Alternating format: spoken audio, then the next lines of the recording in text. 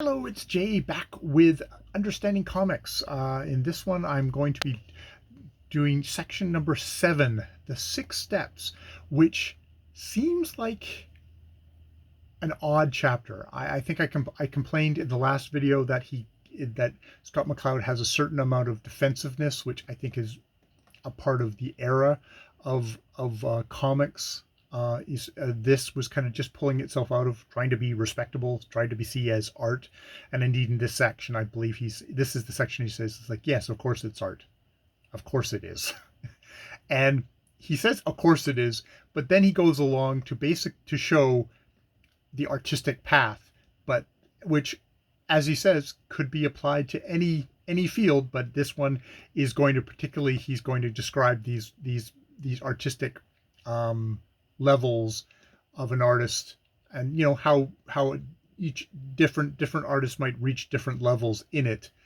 But you can't really shake the feeling that it's like, okay, well, yeah, but what is this the best use of this chapter in this book for talking about comics?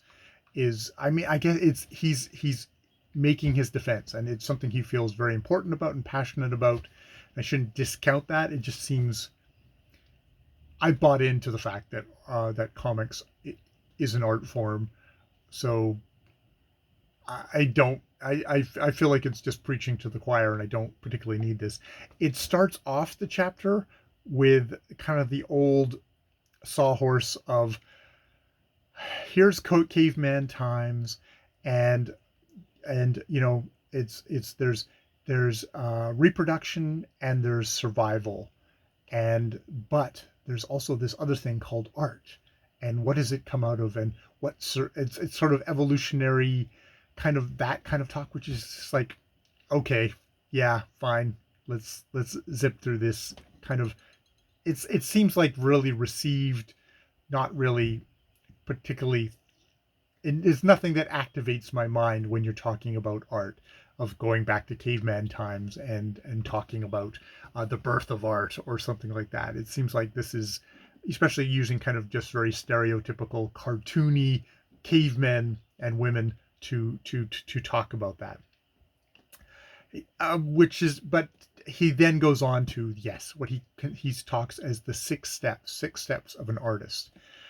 These steps being, one, an idea or a purpose; two, the form that your art is going to take; three, the idiom that it's going to have; four, the structure; five, the craft; and six, the surface, like how finished it is. Is it in color comics or something like that? And saying that oftentimes with an artist, it'll go in reverse order. You'll get down the surface stuff, of like, it kind of looks like, my cartoon kind of looks like that, and then you'll show it to somebody and they'll say, oh well, you haven't got the anatomy right and the perspective's all wrong, so you work on the craft of it, and then you work on, oh, the pacing, and you'll work on, like, the pacing of how of telling your story, and chapter breaks and all that stuff, and then you'll go down to idiom, which is oh god damn it, see, I should try and have it straight I'm not dismissing it. It's just, it seems like it's something that's very much um, um, uh, 3, which is the school of art, which is idiom, is the vocabulary of styles or gestures, the subject matter, the genre to which the work may belong to, maybe is of its own thing, and then then going down to form, which is like, are you going to be doing a book, a chalk drawing, a chair, a song, a sculpture, pot holder, a comic book, and then number 1 is like, well, why am I doing this? Like, what's the purpose of this? Why am I doing this? And it's the content, which is all very good, but it's sort of, I guess it's just this thing to say, cartoonists are artists too, and here's their path, which it's like, okay, fine, that's great. I don't know if I have much else to say about it other than it's a little, it's it, he values art. It's an art form, and we should respect cartoonists as artists, which I do. So okay, okay. And you know, yeah, yeah. I have nothing else to say about this chapter.